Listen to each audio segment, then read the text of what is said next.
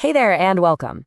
So today we're going to dive into something pretty big, the relationship between one of the world's oldest, most massive institutions, the Catholic Church, and the modern world.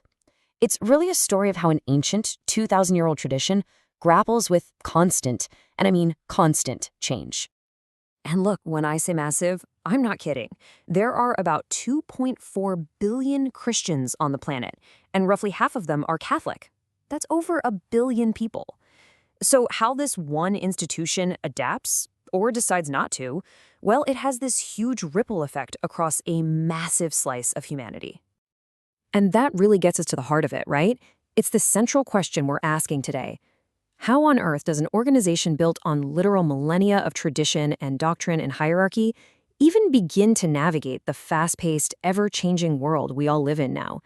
It's a story of nonstop tension. You know, this quote from the historian Dana L. Robert just nails it. This isn't some simple black and white story of old versus new. It's this incredibly complex dance of conversation, negotiation, tension, and conflict. And that's really the lens we're going to be using to look at this whole thing. Okay, so here's our game plan. We're going to start with the big picture, the modern challenge itself. Then we'll zoom way in on three really specific examples: the politics of sainthood, how the church deals with governments, and even the psychology of a modern believer. And then we'll zoom all the way back out to see where the church is headed. All right, first up, let's really get a handle on the challenge here. You have to remember, for centuries, the church wasn't just a power in Europe, it was the power. But with the rise of science, of secular states, of individualism, it's been forced to adapt, constantly trying to hold on to its core identity in a world that, frankly, often sees it as a relic.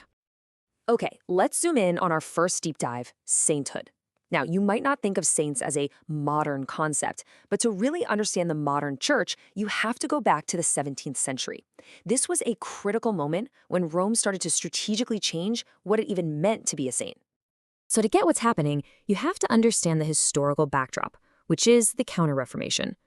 Basically, after the huge shock of the Protestant Reformation, which, by the way, totally rejected the whole idea of saints, the Catholic Church didn't just fight back, it launched this massive internal project to reaffirm its beliefs and completely restructure itself for a new era. And what's so wild about this is you can literally see Rome taking control step by step. For centuries, saying someone was a saint was often a local thing, a local community decision. But here, you see this deliberate, corporate-style takeover.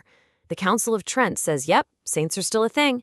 Then, the Pope creates a whole new Vatican department just to manage the process. And by the 1640s, it's a done deal. Pope Urban VIII makes it law, only the Pope can make a saint. Period. And get this is the brilliant part of their strategy. That huge ceremony in 1622, they weren't just canonizing some dusty figures from the ancient past. No, these were basically modern role models, each sending a clear message. You've got Ignatius of Loyola, the founder of the Jesuits, active, out in the world. You've got Francis Xavier, the ultimate global missionary, Teresa of Avila, a powerful female reformer, and Philip Neri, a saint for the common people of Rome. These figures were all about action, global expansion, and reform, exactly the image the church wanted to project. Okay, next up, let's talk about something the church has gotten really, really good at over the centuries: survival. Specifically, how it negotiates its very existence with state power. We're going to look at two examples that show just how flexible its structure can be depending on the political situation. Okay, check out these two examples because they show the church's playbook in action, almost 200 years apart. Back in the Russian Empire, the challenge was all about coexistence. How do you run a Catholic organization inside a huge, powerful, non-Catholic empire? Now, fast forward to Georgia, right after the Soviet Union collapses. The problem there wasn't coexistence, it was resurrection. How do you rebuild an entire institution from scratch after it's been suppressed for decades?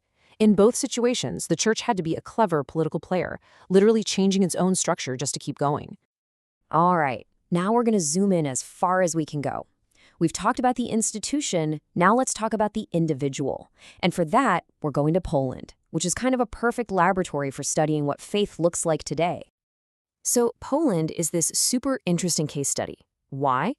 Because on one hand, you've got over 90% of the population saying, yep, I'm a believer, and Catholicism is deeply tied to their national identity.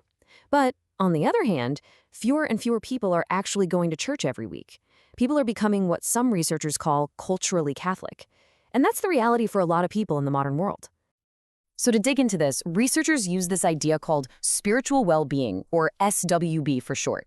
It's not just about whether you believe in God or not. It's got two key parts. There's the religious side, which is, your personal relationship with God, and then there's the existential side, which is more about your general sense of purpose and meaning in life.